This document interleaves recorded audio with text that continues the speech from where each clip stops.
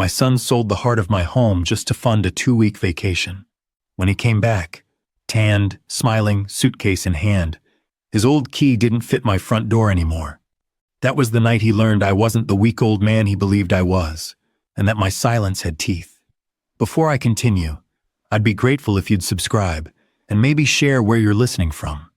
These stories carry pieces of a long life, and knowing you're here, truly here, means more than you might realize. I've lived in this old cedar-sided house in Portland, Maine for more than 3 decades, long enough to understand the way the floors shift in winter, long enough to recognize every groan in the walls and every soft sound that meant home. Most mornings followed the same comfortable rhythm. I'd wake around 6, stretch my stiff knees, and ease myself out of bed before the sun decided whether it wanted to show up. Breakfast was simple: oatmeal, black coffee, and whatever fruit behaved at the grocery store. It wasn't exciting, but it was steady. And at my age, steady can feel like a blessing. The house felt steady too. Imperfect, sure, old homes always are, but full of history. The dining table I built with my own hands. The upright piano where my son, Ethan, stumbled through his first melody. The workshop in the basement that still carried the scent of pine dust and varnish. My life wasn't loud, but it was mine. Then Ethan and Mia showed up. One windy Friday afternoon, they stood on my porch with 2 suitcases, a car packed to the roof with mismatched furniture, and embarrassed smiles that tried to soften the truth. They were broke, overwhelmed, and out of places to land. "Just for a little while, Dad," Ethan said, rubbing the back of his neck the same way he always did when he was nervous. "A couple of weeks, maybe a month. We just need to get back on our feet." A father's heart doesn't ask for details. It softens long before the mind catches up. So I let them in, cleared out the guest suite, stocked the fridge with almond milk, gluten-free waffles, and those expensive protein drinks they liked. I told myself it wasn't a burden. Not after losing my wife, Eleanor. Not after losing the sound of another voice in the house. And for a little while, it wasn't bad. Ethan helped shovel snow. Mia chatted with me in the kitchen while scrolling on her phone, her wellness coaching brand, as she called it. They said thank you, and I believed they meant it. But weeks stretched into months, and those months stretched into 2 years. Changes came quietly at first. Mia taking over the kitchen because my stove supposedly had stagnant energy. Ethan sleeping until late morning because he was developing business ideas at night.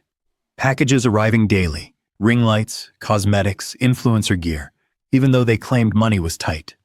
I bought the groceries, paid the rising electric bill, upgraded the internet so Ethan could stream. They never offered to pitch in, and I never asked. That was my mistake. Enabling your only child is a slow slide, and by the time you realize you're falling, you're already halfway down the hill. Still, I kept telling myself it was fine. They were stressed. They were young. They needed guidance. Maybe I wanted to feel needed too. Then one afternoon, I found Mia's vision journal lying open on the kitchen counter. I wasn't snooping.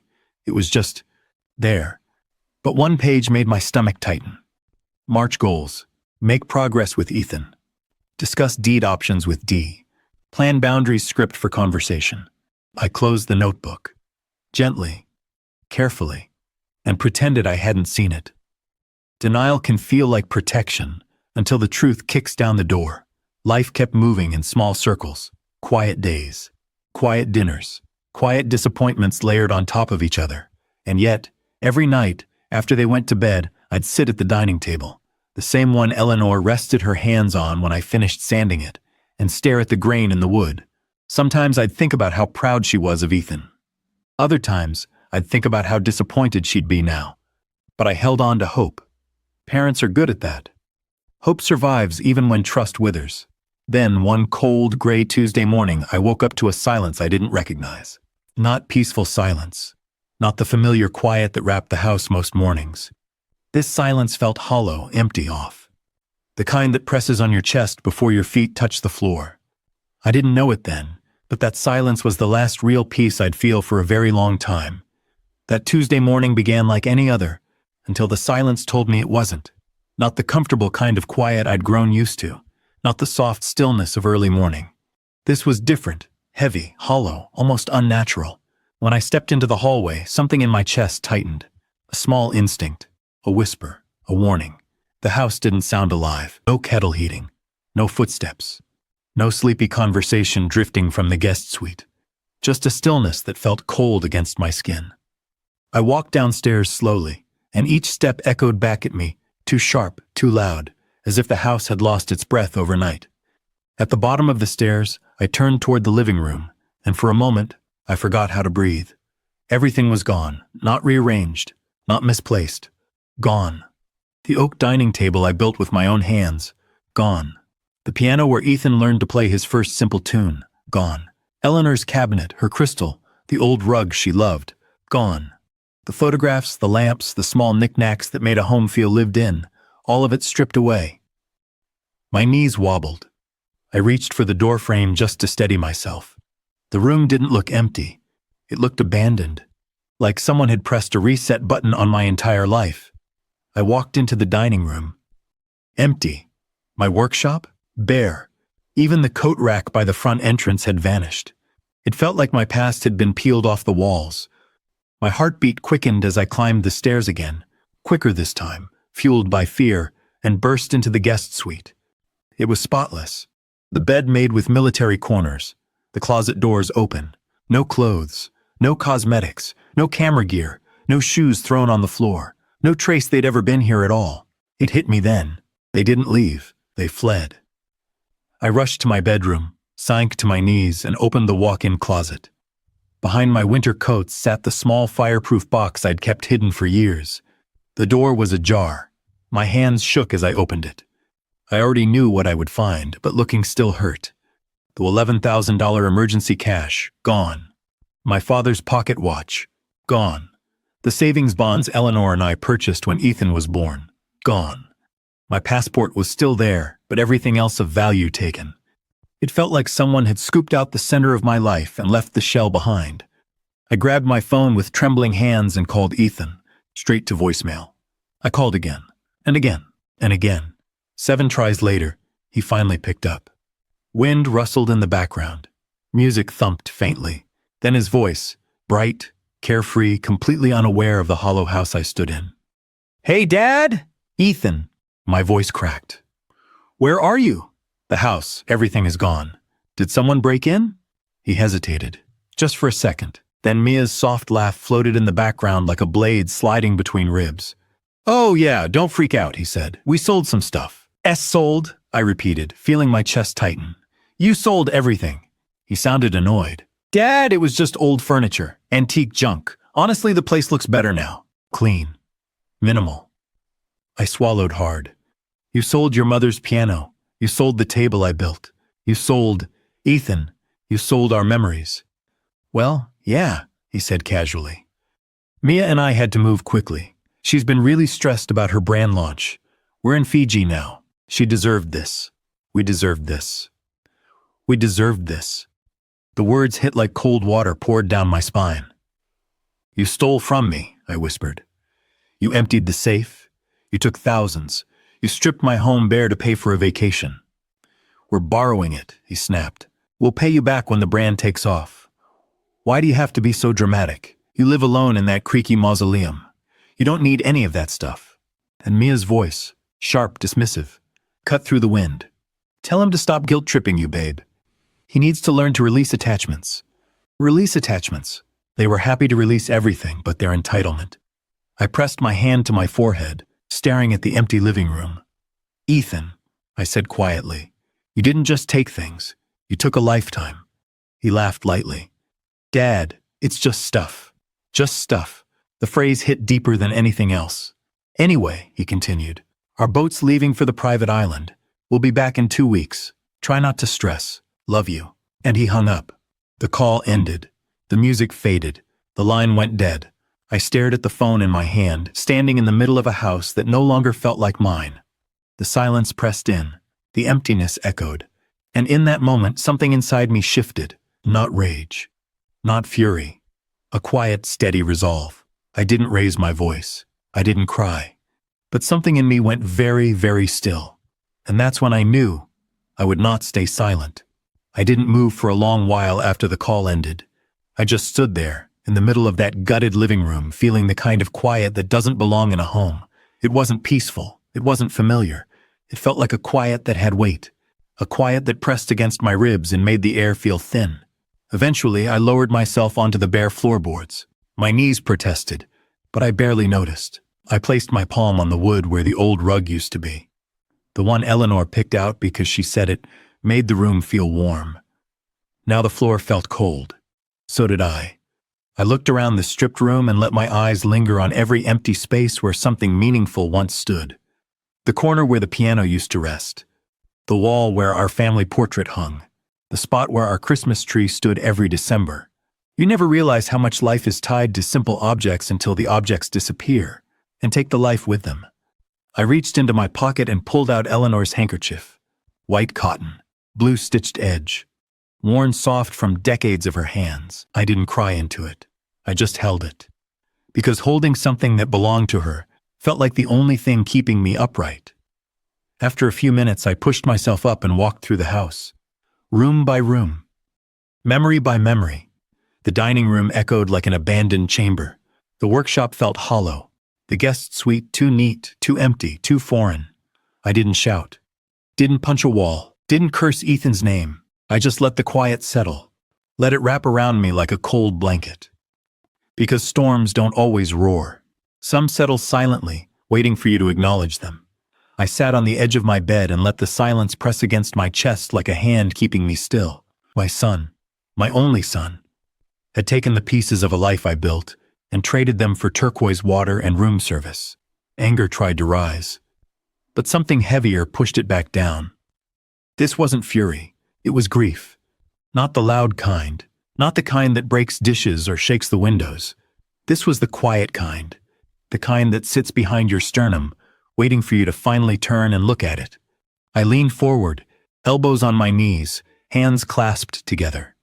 I rubbed my thumbs absently, a nervous habit I didn't realize I had until that moment. Little memories drifted in. Ethan laughing as I taught him to fish, his tiny hands trying to stretch across piano keys. The birthday morning he burned 3 batches of pancakes just to surprise Eleanor. The look he used to give me, pure trust, pure pride. Where did that boy go? How did he become this man? I sighed, and the sound felt older than I was. Somewhere along the line, I let him drift too far from responsibility and too close to entitlement. I walked to the kitchen. Even the magnets were gone from the fridge. The counter was bare, the kettle missing. It felt like a stage set after the actors had left. The house wasn't just empty. It had been erased. That night, I made myself a simple sandwich. I didn't have much appetite, but I knew I needed something in my stomach. I ate at the counter. Me, a plate, and the faint hum of the refrigerator. The sun went down. The shadows grew long and unfamiliar. I turned on lights around the house, not out of fear, but to remind myself this place still had a heartbeat. I tried to sleep. I couldn't. Every time I closed my eyes, I saw Ethan laughing on that island, drinking cocktails purchased with pieces of my life. I sat upright, staring at the ceiling, and whispered his name once, quietly. Ethan. Not in anger, not in accusation, just disbelief, just hurt. The next morning, the silence still felt wrong, still sharp, still heavy, but something inside me had changed. A small shift, barely noticeable, like a gear catching for the first time. I made a cup of instant coffee and sat where the kitchen table used to be. And in that stillness, I started to think. Not with emotion, not with panic, just with clarity. Betrayal has a moment where the hurt settles and something else begins to rise. Resolve. And that moment arrived for me with the quiet scrape of a spoon on a ceramic mug. My son took everything he could carry, but he forgot something important. I wasn't done. Not yet. I lifted my cup with a steady hand, and I began to plan. I didn't wake up angry the next morning, not bitter, not vengeful. What I felt was something steadier, something sharper. Clarity. The kind that doesn't shout, the kind that settles into your bones and says, "It's time." I stood in the living room, my empty, echoing living room, and let the morning light fall across the bare floor. Everything they'd taken left marks on the wood. Little rectangles of dust. Shadow outlines of a life now gone. But the room was still mine. The house was still mine. And that truth felt like a foundation I could finally rebuild on. "All right," I whispered. "Let's do this properly." Not with anger, not with theatrics, but with purpose. The first step was the bank. Chase had been my bank for more than 40 years. I knew everyone there. They knew me. When I walked in, Robert, the branch manager, took one look at my face and pushed his paperwork aside. "Daniel, what happened?" I sat across from him and told him everything, from the empty house to the missing cash to the phone call that still stung in my mind. He didn't interrupt. He didn't ask unnecessary questions. He just listened, eyebrows low, jaw tight. "Your son did this?" he finally asked, voice soft. I didn't bother to answer. He could see the truth in my eyes. "I need to close the joint account," I said. "Today, and I want all my savings transferred to a new account under my name only." Robert nodded, almost protective. "Of course, we'll take care of it." He locked his office door, pulled out paperwork, and within an hour every penny Ethan once had access to was gone. Moved, protected, secured. The joint account, once a safety net for emergencies, was now a hollow shell with a balance that wouldn't buy a week of groceries. It felt like the first real step back toward myself. Next, I headed straight to my attorney. Sarah Monroe had handled Eleanor's estate years ago. Sharp mind, sharper instincts. A woman who knew how to read a situation before you finished explaining it. She listened to me quietly, her fingertips resting on a yellow legal pad. When I showed her the photos of my empty home, she pressed her lips together and nodded. "This is elder financial abuse," she said, "and grand larceny. Can we press charges?" "Yes," she replied. "They would be arrested at JFK the moment they land. Zero question." I sat back, picturing it, the headlines, the humiliation, the chaos. "No," I said slowly. "That's too messy, too dramatic. They'd twist it. I don't want them arrested. I want them gone. Legally. Permanently." Sarah's expression changed, not softer, but clearer. "That," she said, "I can do." She drafted a formal eviction notice, a restraining order preventing them from entering or contacting me, a property protection clause, a new will completely removing Ethan. She slid the documents toward me. For a moment, I hesitated, not from doubt, but from grief. Then I signed. Each signature felt like reclaiming a piece of myself. The next phase was securing the house. I hired a locksmith named Alan, broad shoulders, gentle eyes, and a quiet way of moving. He stepped into the house, glanced around the empty rooms, and simply said, "Bad robbery?" I shook my head. Family. He didn't ask anything else. For hours he installed new reinforced deadbolts, high-security digital locks, tamper-proof window latches, metal strike plates on every door frame, every entry point, every vulnerability was sealed. When he handed me the new set of codes and keys, it felt like receiving the deed to my life all over again. Then came the garage, the only place they hadn't touched. Irony doesn't always come with a sense of humor. Boxes of Mia's fast fashion hauls. Ethan's abandoned tech gear. Unopened packages from whatever phase they were chasing last month. I didn't throw anything away. I didn't break a single thing. Instead, I worked. I folded her clothes neatly, wrapped his electronics in bubble wrap. Sorted, labeled, organized.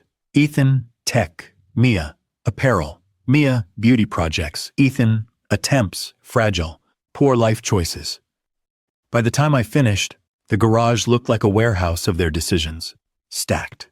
Contained. Manageable. On day 12, I realized something surprising. I felt lighter. Not happy. Not triumphant. Just lighter.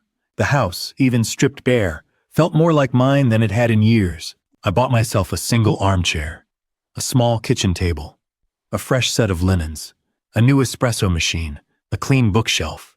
Nothing extravagant, just things that belonged to me, chosen by me, meant for me. And the house slowly exhaled. By day 14, everything was ready. The bank, the lawyer, the locks, the boxes, the boundaries, the new beginning. All that was left was the moment they returned. I sat in my new armchair, facing the front door, hands resting on my knees. "The stage is set," I whispered to the quiet room. "All I have to do is wait." And wait, I did. Not with fear, not with resentment, but with a steady kind of strength I hadn't felt in years. They thought silence meant weakness.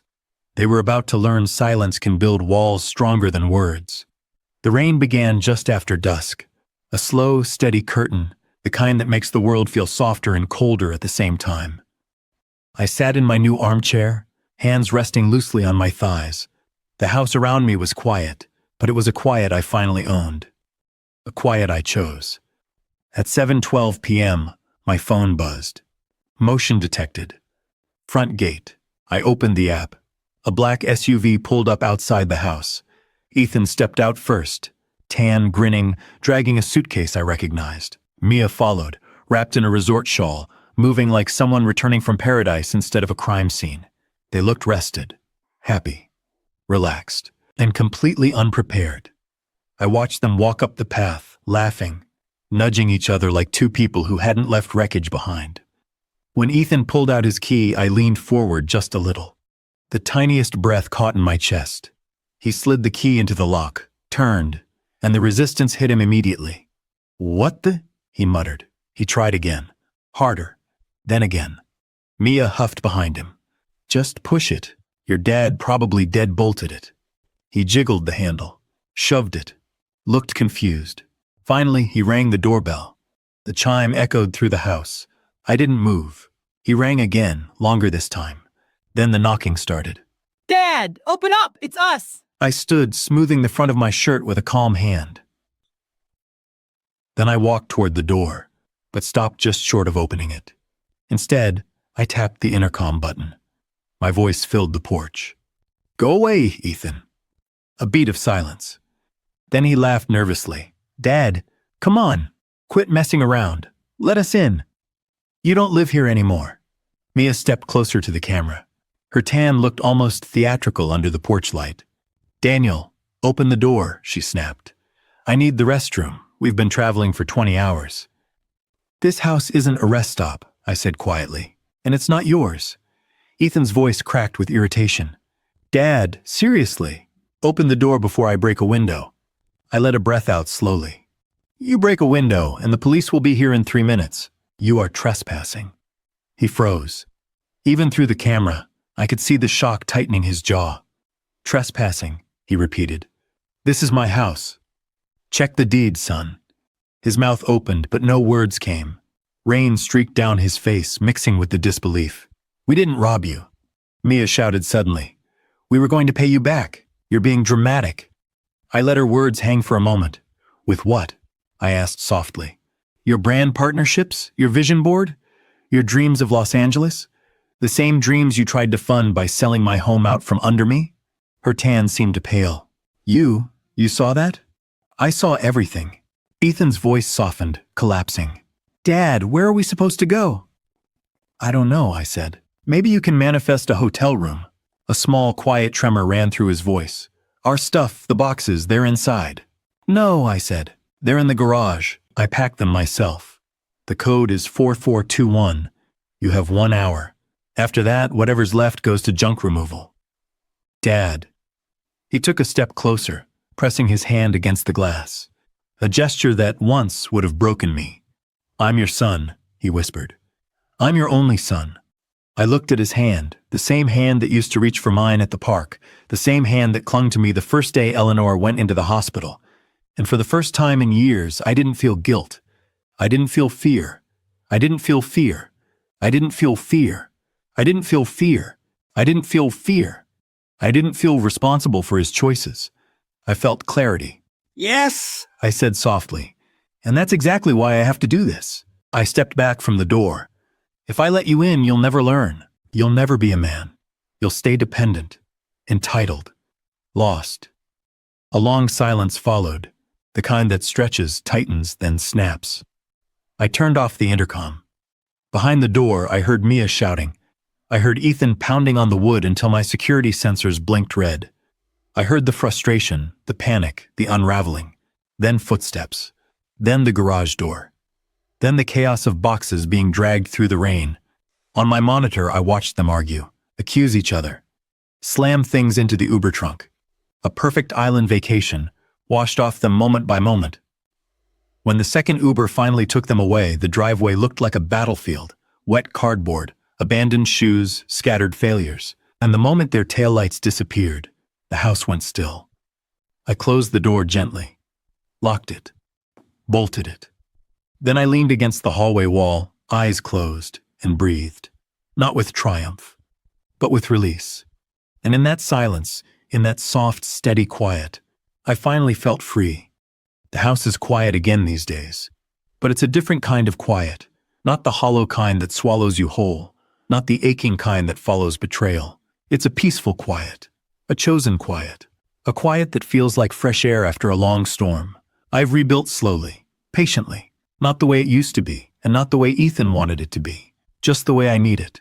A single armchair by the window, a small kitchen table where the morning sun lands just right, a new piano, simple, bright, nothing fancy. But when I press the keys, the house fills with music again. My music. Not memories of what used to be, but something new, something steady. Some mornings, I catch myself lingering in doorways, listening to the soft hum of the refrigerator or the gentle hiss of the kettle. And I smile, because even the simplest sounds feel honest again. The title of this story, My Son Sold My Home for a Vacation, So I Changed the Locks on His Life, still echoes when I think about everything that happened. It isn't about punishment, not really. It's about boundaries, about the moment you realize love without limits can destroy both sides. I didn't slam the door on my son, I just closed it. Gently. Because if a grown man refuses to build a life, there comes a time when you can no longer lend him yours. A month after they left, a small package arrived. A photograph of the three of us at the beach, Eleanor's smile frozen in the sunlight. There was a note taped on the back. "I'm sorry, Dad. I'm trying. I hope you'll be proud of me again someday." I stood there a long while, thumb resting on the edge of the picture frame. Not angry, not hopeful, just steady. I didn't call him, but I didn't throw it away either. Some bridges don't need to burn, they just need time to cool. And that's the lesson I carry now. Respect, once lost, can still be rebuilt, but only when both sides are willing to work for it. Tonight, when I turn off the lights and sit in the quiet, I feel something I haven't felt in a long time. Peace. The kind you earn, the kind you keep. And in that peace, I'm finally living again, on my own terms. Before you go, would you have done the same? Share your thoughts in the comments, and don't forget to subscribe for more stories like this one.